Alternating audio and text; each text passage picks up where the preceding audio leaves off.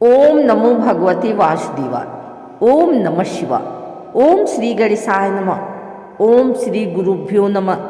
हे प्रभु, हे नारायण, हे जगत के पालनहार, हे माता लक्ष्मी सहित भगवान श्री विष्णु, आपकी असीम कृपा से आज हम पवित्र पौष मास महात्म्य कथा अध्याय 26 का श्रवण एवं वाचन करने जा रहे हैं।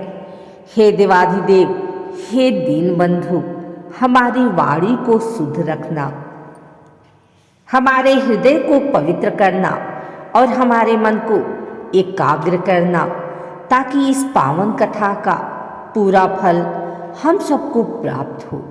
जैसे गंगा का जल सब पापों को हर लेता है, वैसे ही पौष मास की यह कथा हमारे जीवन के दुख, कष्ट, रोग, भय और दरिद्रता का नष्ट करे। जो भी भक्त श्रद्धा, भक्ति और विश्वास के साथ इस कथा का श्रवण करता है, उसके जीवन में सुख शांति, संतान सुख, धन वैभव और मोक्ष की प्राप्ति हो, ऐसी प्रभु से प्रार्थना है। हम सब मिलकर प्रेम पूर्वक कहें, जय श्री विष्णु, जय माता लक्ष्मी, जय पौष मास की। प्राचीन काल की बात है। हिमालय के एक पवित्र आश्रम में महर्षि पुलस्त्य अपने शिष्यों को पौष मास की महिमा का वर्णन कर रहे थे। तभी एक शिष्य ने विनम्रता से प्रश्न किया, गुरुदेव, आपने पौष मास के व्रत, दान और स्नान की महिमा तो बताई, परंतु यह मास भक्तों के जीवन को भीतर से कैसे बदल देता है? इसका वास्तविक रहस्य क्या है? महर्षि पुलस्त्य मुस्कुराए और बोले, वत्स, पौष मास केवल एक तिथि या महीना नहीं है, यह आत्मशुद्धि का काल है। जो व्यक्ति इस मास में संयम, सेवा और सत्य का पालन करता है, उसके जीवन में स्वयं भगवान श्री विष्णु प्रकट होकर उसे मार्ग दिखाते हैं। महर्षि बोले, बहुत समय पहले धर्मनगर नामक राज्य में राजा धर्मकेतु राज्य करते थे। राजा अत्यंत न्यायप्रिय, दानी और विष्णु भक्त थे, परंतु उनके जीवन में एक बड़ा दुख था। उन्हें संतान सुख प्राप्त नहीं था। राजा और रानी वर्षों से यज्ञ, दान और पूजा कर रहे थे, फिर भी उनकी गोद सूनी थी। इस कारण वे भीतर से अत्यंत व्यथित रहते थे। एक दिन राजा धर्मकेतु ने अपनी गुरु से अपनी पीड़ा प्रकट की। गुरु ने कहा, राजन, इस बार पौष मास आने वाला है। यदि आप इस मास में नियम पूर्वक व्रत, प्रातः स्नान, दान और भगवान विष्णु का स्मरण करें तो आपकी मनोकामना अवश्य पूर्ण होगी। राजा ने गुरु की आज्ञा सहज स्वीकार की। पौष मास के प्रथम दिन राजा ने ब्रह्म मुहूर्त में उठकर नदी में स्नान किया।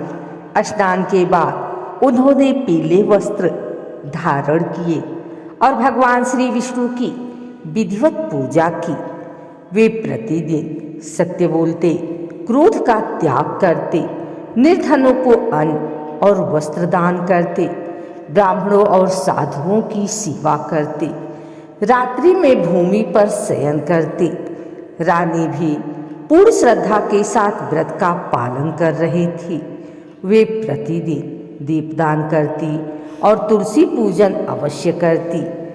एक रात्रि राजा ने स्वप्न में देखा कि भगवान श्री विष्णु शंख, चक्र, गदा और पद्म धारण किए उनके सामने प्रकट हुए हैं। प्रभु बोले, राजन, तुम्हारी भक्ति, संयम और पौष मास के व्रत से मैं अत्यंत प्रसन्न हूँ। शीघ्र ही तुम्हारे घर एक पुण्यात्मा पुत्र का जन्म होगा, जो धर्म और भक्ति का प्रचार करेगा। राजा की आंखें आनंद के आंसुओं से भर आई। वे स्वप्न में ही प्रभु के चरणों में नतमस्तक हो गए। कुछ समय बाद रानी गर्भवती हुई और समय आने पर एक तेजस्वी पुत्र को जन्म दिया। पूरे राज्य में आनंद छा गया।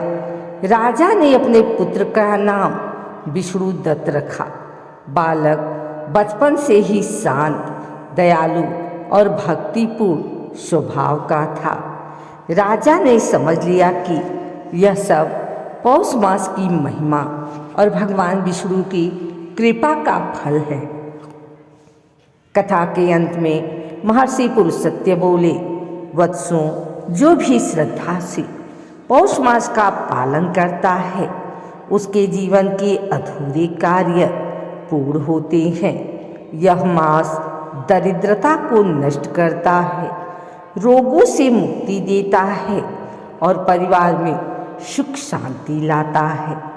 पौष मास में किया गया थोड़ा सा पुण्य भी अच्छे फल देता है।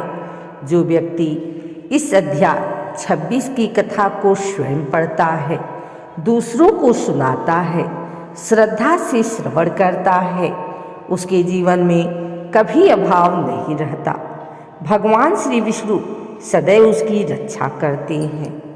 हे प्रभु श्री विष्णु, हमसे जाने अनजाने में जो भी त्रुटि हुई हो उसे क्षमा करना।